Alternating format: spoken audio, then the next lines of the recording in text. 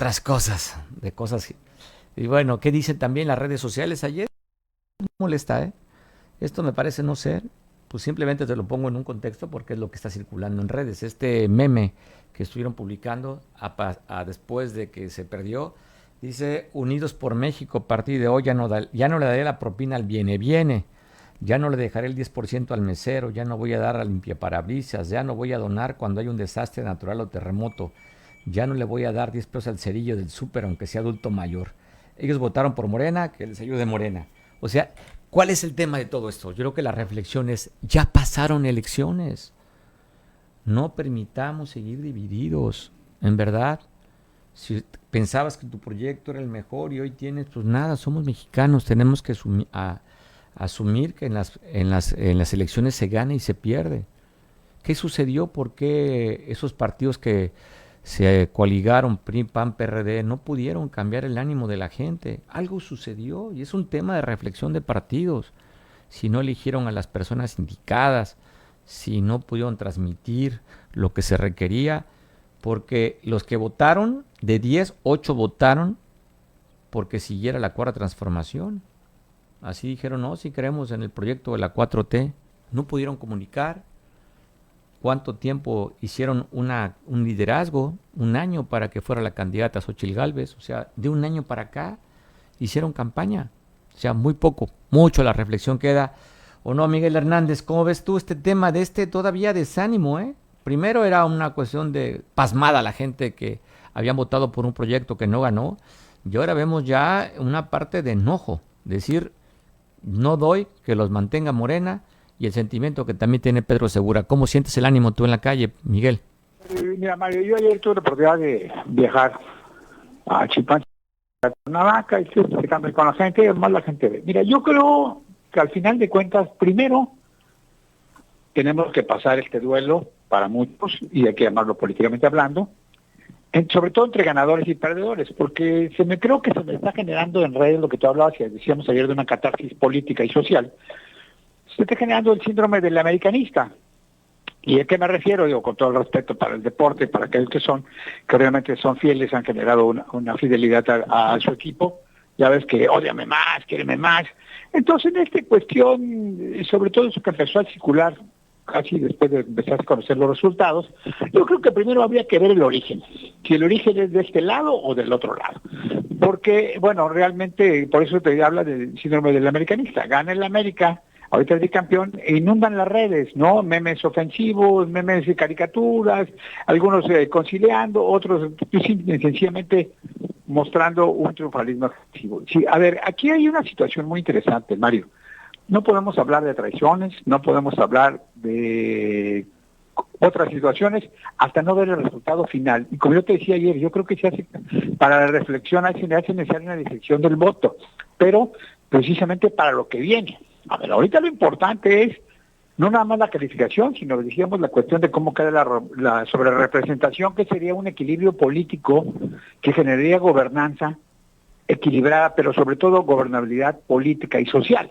A eso es a lo que me refiero. Un punto. Lo otro, bueno, sí, lo decíamos, es indudable, ya tenemos ganador o ganadora, ya tenemos presidente o presidenta, vamos a llamarle así, y lo que tiene que haber es que, obviamente, aquí lo que hay que esperar, que para que esto empiece a atenuar, empiece a aterrizar, tenemos que empezar a ver que haya, desde el actual presidente, empezar a retirarse, no por la puerta trasera, sino empezar a retirarse, a hacerse a un lado. Andrés Manuel tuvo la facilidad que le dio Enrique Peña Nieto de hacerse a un lado y ya dejarlo empezar a tomar decisiones. No quiere decir que Andrés Manuel lo vaya a hacer. Me llama la atención algunas situaciones, por ejemplo, el tono conciliador de Juan Ramón de la Fuente, que está encargado de la transición. Ya vi hoy más mesurada y un tono más conciliador, inclusive más tranquila, menos chillona la voz, más atenuada, pues ya más segura o ya sin el estrés, a Claudia. Eso es lo que necesitamos los mexicanos, independientemente. Y luego los partidos políticos tienen que entrar en una profunda reflexión. Y me voy a referir al PRI, porque aquí hay que recordar la frase de José Francisco Ruiz Massieu, uno de los ideólogos y filósofos políticos del país y sobre todo del PRI, cuando decía: o cambiamos o nos cambian. Y eso va no nada más para el PRI, sino va para muchos partidos, y ahorita es realmente para el PAN, para el PRI, para MC, para el propio Partido Verde, que es uno de los grandes ganadores. Él sí adoptó eso de cambiamos o nos cambian, para el PT inclusive, para el PRD, sobre todo ese tipo de reflexiones. Porque ¿qué es lo que pasa? Lo que pasa es que en un momento dado, refiriéndome al PRI, el PRI tiene documentos básicos y una estructura político-administrativa bastante sólida, bastante bien. Yo te diría, por ejemplo, podríamos decir que Morena ahorita va a empezar una verdadera transformación al interior de su partido, porque realmente pues es un partido híbrido. ¿A qué me refiero? Pues todos los PRDistas, todos los priistas y alguno que otro panista, pues ya están ahorita. Y es muy difícil sacarte de la vena personal, de la vena política personal, las ideologías. Claro, habrá quienes dirán, pues yo ya estoy del otro lado, ya me santificaron, ya está la secesión. Y esto fue de operación política. En el PRI no entendieron muchas gentes y muchas situaciones, y la gente abusó. Hubo mensajes cuando pierde Madrazo y le echan encima y gana Vicente Fox, luego se viene la convulsión política que afortunadamente se libró, pero sí generó mucho daño el plantón de Reforma cuando gana Felipe Calderón, y bueno, volvió a recuperar el PRI, aparentemente le volvió a dar el voto de confianza por parte de la ciudadanía en el caso de Enrique Peña Nieto. Pero bueno, parece ser que muchos de los funcionarios y muchos de los políticos del PRI no entendieron.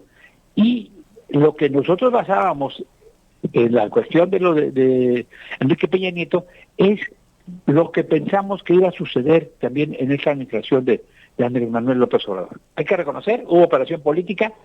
Por eso digo, hablo de la dirección del voto, ya una vez pasado todo esto que se empezó a temperar. Lo que sí sigue siendo catártico la cuestión de las redes, y hay que ver de dónde viene, porque al final de cuentas, pues sigue la batalla política de algunos traviesos, y ahorita te digo, pues los que ganaron somos ganadores, y lo que hay que esperar es conciliación. Habrá que ver que no venga una venganza final, te lo digo con todas las letras, una venganza final de Andrés Manuel López Obrador, y empiece persecución de aquellos que en un momento dado fueron realmente opositores con documentos, pruebas y demás a algunas políticas o algunos esquemas escandalosos de corrupción. Si eso se da, va a ser un mal antecedente. Si Claudia y su equipo de transición no empiezan a mandar mensajes de conciliación, y me refiero en todo contexto, olvídate de un momento dado de un sector o otro sector de la población, simple y sencillamente a todos, conciliación política, conciliación social, conciliación económica, conciliación administrativa, va a ser muy difícil que inicie. Y si el actual presidente López Obrador no se empieza a hacer un lado de manera correcta y empieza a cederle no el mando, pero sí algunas iniciativas y manejo, sin que mande el mensaje de que el que manda soy yo, quien te puso soy yo, quien va a seguir mandando tras bambalinas soy yo, va a ser muy difícil esa transición, pero sobre todo sería un muy mal mensaje. Bueno. No estamos hablando que tenga que romper de manera drástica o total, Claudia, pero sí tiene que adaptarse a la realidad del país. No podemos seguir en la realidad totalitarista o absolutoria en la que nos estaba metiendo o nos quiere terminar de meter a Andrés Manuel. Si queda la Cámara a favor, hay que decirle adiós al INAI, hay que decirle adiós al INE, hay que decirle adiós simple y sencillamente a la Suprema Corte de Justicia, y hay que decirle adiós a muchas situaciones que generaban dentro de la gobernanza estabilidad política, gobernabilidad social, y eso sería muy mal mensaje para México en esta circunstancia. Lo otro, pues vamos a salir adelante, hemos salido adelante de muchas desgracias, no nada más políticas, ¿no?, sino de desgracias naturales, y estoy poniendo en el caso de Acapulco, independientemente del manejo político-social que se le puede haber dado al apoyo o no, simple y sencillamente vamos a salir adelante. México en el terremoto del 85 y los otros terremotos y todo eso que ha pasado en varias partes, bueno, de hecho somos ejemplo de solidaridad y de mundial. Lo que tenemos que hacer es solidaridad política, ya se le dio razones las que podemos seguir alegando, como decía, pero seguro me traicionaron, no me traicionaron. No, la verdad es que el político tiene mucha culpa y el político debe hacer un mea culpa, una autocrítica y transformar. A ver, hablamos del caso del Verde. El Verde sería el ejemplo de una gran empresa político-administrativa y de un gran negocio político, pero que se ha buscado transformar. Podemos calificarlo, descalificarlo de muchas maneras. En las grandes empresas del mundo que tienen subsistencia, voy a poner un solo ejemplo que sería la empresa que controla y maneja Disneylandia en el mundo, ellos van manejando atractivos para ir generando nuevas generaciones de visitantes, recomponer sin perder en un momento dado su esencia. Y eso, si tú un negocio que tienes cada determinado tiempo no lo transformas, me refiero a darle mantenimiento, meter nuevos platillos, meter nuevas atracciones, meter nueva moda, simple y sencillamente tu negocio envejece y tiende a desaparecer. Eso es lo que le está pasando al PRI. Oye, Miguel, el dato es que el PRI pierde 2.266.000 de acuerdo a la última elección. El PAN pierde 865,000 votos y el PRD 524,000, pero el gran perdedor es el PRI con 2.266.000. A la llegada a Alito tenían 11 gubernaturas, hoy solamente tienen 2 gubernaturas. Y si lo vemos aquí en lo local, en Acapulco, pues a ver cuántos regidores mete el PRI. Antes tenían 5 o 6 y ahorita lograrán meter a lo mucho 3, o sea, en lo nacional y en lo local. Y preguntar también qué hicieron esos liderazgos en Acapulco.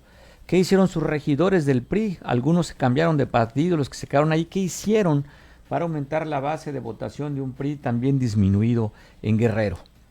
Bueno, mira, simple y sencillamente en Guerrero, hay que reconocerlo, le puede gustar o no puede gustar mi comentario, pero el único que estuvo movilizando a favor del PRI y anduvo por todo el estado, hay que reconocerlo, es Manuel Añorbe. Manuel Añorbe podrá tener muchos calificativos, muchas calificaciones o descalificaciones, pero es el único que anduvo recorriendo, fomentando y buscando los liderazgos. De ahí para abajo es muy difícil. Bueno, pues tan solo la salida, vamos a hablar, la salida de Héctor, que pensó que iba a dejar en un esqueleto, sí hizo daño, pero no se llegó a todos, están los resultados de MC.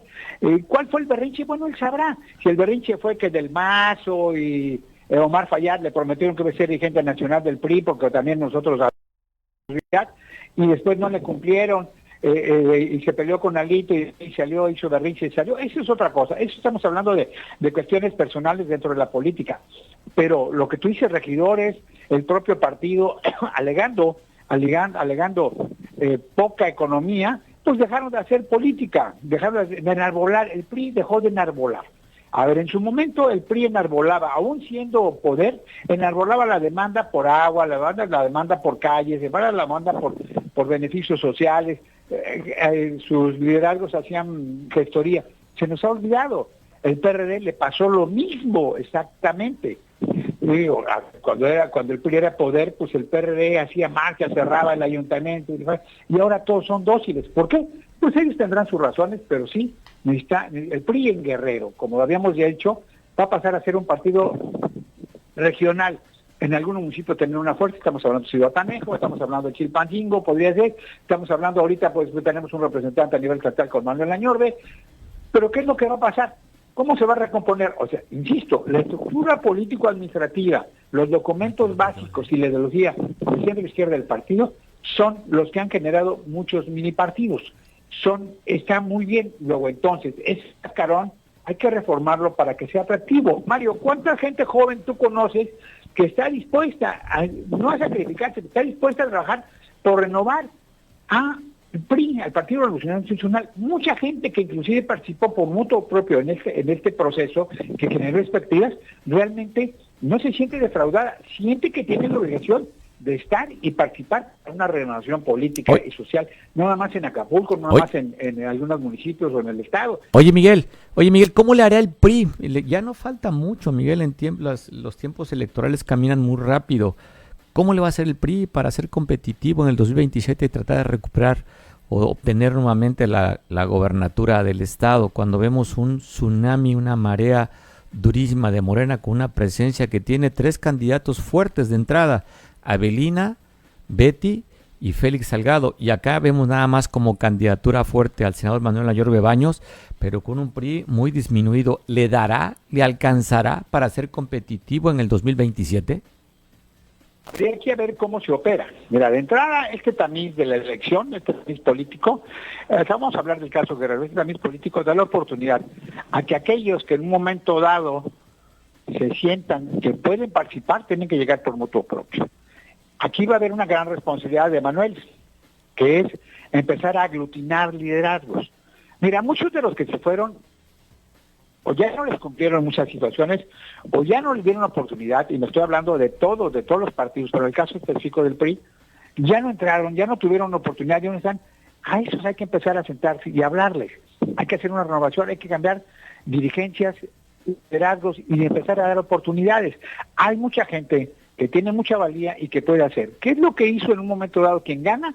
Pues muy simple, se adaptó y empezó a hacer a operación política. Claro, hacer operación política con cartera ajena es muy buena. Aquí lo que hay que empezar a hacer es una operación política, porque a muchos liderazgos, aquellos a los que no se les peló o simple y sencillamente se les menospreció y se fueron por enojo, por sentimiento encontrado o porque simple y sencillamente les ofrecieron algo, ahorita cuando se empiece la nueva reestructuración político-administrativa, tanto en otros partidos como en los gobiernos municipales, estatales y en el federal, va a haber posibilidad de hablar con ellos para atraerlos, para renovar al partido, adaptar lo que se tenga que adaptar.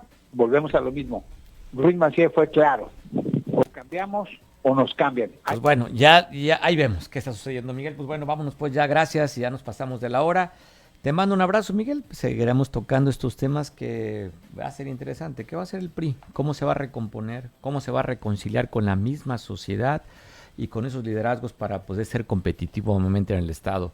Te decía, los tiempos electorales caminan muy rápido, muy rápido. Ya estamos viendo desde ahorita platicando 2027. Abrazo, Miguel.